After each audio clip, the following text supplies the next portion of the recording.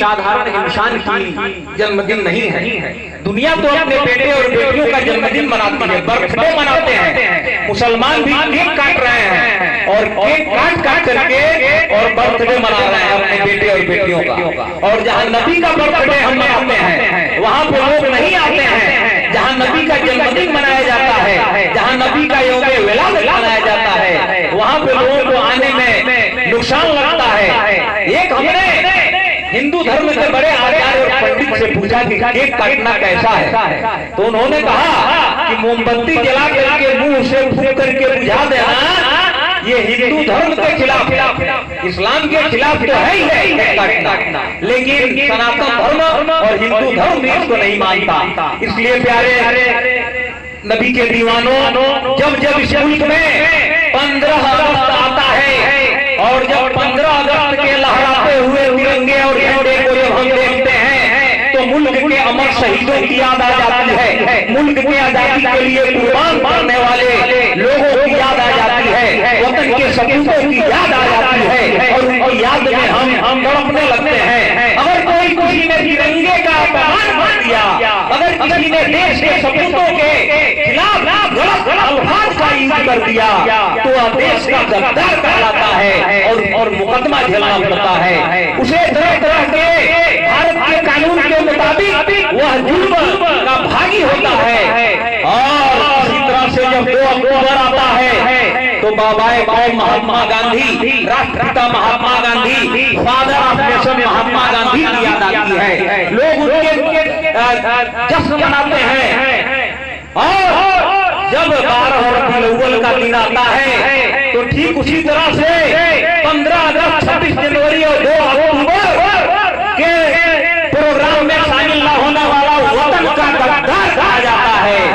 तो नबी के विलादत में, नबी के यौम पैदाइश में, नबी के बर्थडे में शामिल होने वाले लोग बड़ा इज्जतदार और बड़ा ही बावकार होते हैं, लेकिन नबी के विलादत और जन्मदिन, नबी के बर्थडे में शामिल न होने वाले लोग इस्लाम के गद्दार कहे जाते हैं। इसलिए इस्लाम के गद्दार मत बनिए, आप इस्लाम के वफादार बनिए। और प्यारे नबी किसी एक के नहीं, वो हमारे प्यारे नबी की तरह कोई समाज सुधारक नहीं हुआ, हमारे प्यारे नबी की तरह कोई नेता नहीं हुआ, प्यारे नबी की तरह न तो कोई डॉक्टर हुआ है, न तो कोई इंजीनियर हुआ है, हमारे मर्द सफा है प्यारे नबी के पास। और ऐसे इंजीनियर की प्यारे नबी जिधर जिधर पैर घुमाते हैं चांद उधर उधर जाता है। और आपने इशारों से चांद के टुकड़े किए। अब मक्का की सरजमी पर रह करके, मदीने की सरजमी पर रह करके पूरे दुनिया के बारे में पेशन गोई किया, पूरे दुनिया के बारे में भविष्यवाणी करके बताया, बिना देखे हुए आपने बताया। तो ऐसे नबी का जश्न हम मना रहे हैं। और आज जो फेसबुक पर जो लोग बहुत बड़े समाज सेवी बन रहे हो, बड़े बड़े पोस्टर और बैनर लगा करके नेता बन रहे हो, और उनसे कह दीजिए कि साहब ये पड़री बाजार में, बंगरा बाजार में, हरे राम चौराहा चाहे मैरवा में अगर आपकी मुलाकात हो जाए और कहिए कि ये हमने सब्जी की खरीदारी कर रखा है, इस सब्जी को जरा ले आकर के मेरे घर दे दीजिएगा, मेरे घर पहुंचा दीजिएगा, वो आप अपना अपमान समझेगा, वो अपना इज्जत के खिलाफ समझेगा। और इस तरह से कहेगा ये मैं उसको नौकर समझ बैठा है क्या, कह रहा है कि सब्जी ले आकर मेरे घर पहुंचा देना।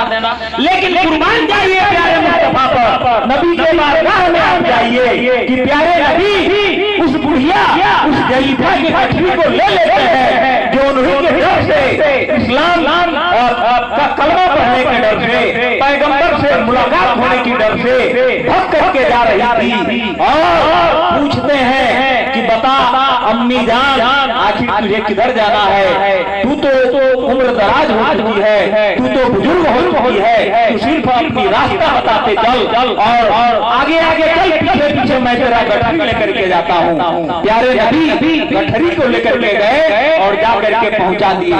इस तरह से ऐसे समाज सेवी, ऐसे नेता, ऐसे रहनुमा मिलने वाला नहीं है। वो दोनों आलम के रहनुमा है, दोनों आलम के रहबर है।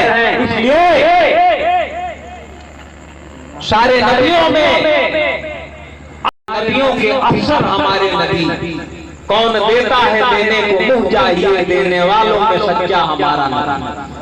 प्यारे हजरात, इसलिए आपका माहौल स्वस्थ बनाने के लिए हमने कुछ आपसे गुफ्तगू किया।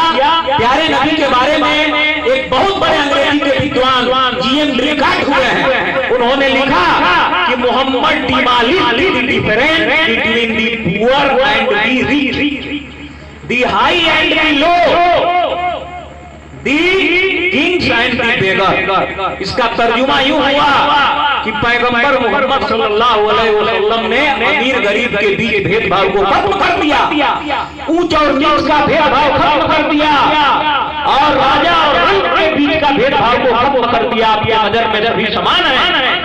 और एक अंग्रेजी के बहुत बड़े विद्वान हुआ है जॉर्ज बर्नार्ड शॉ।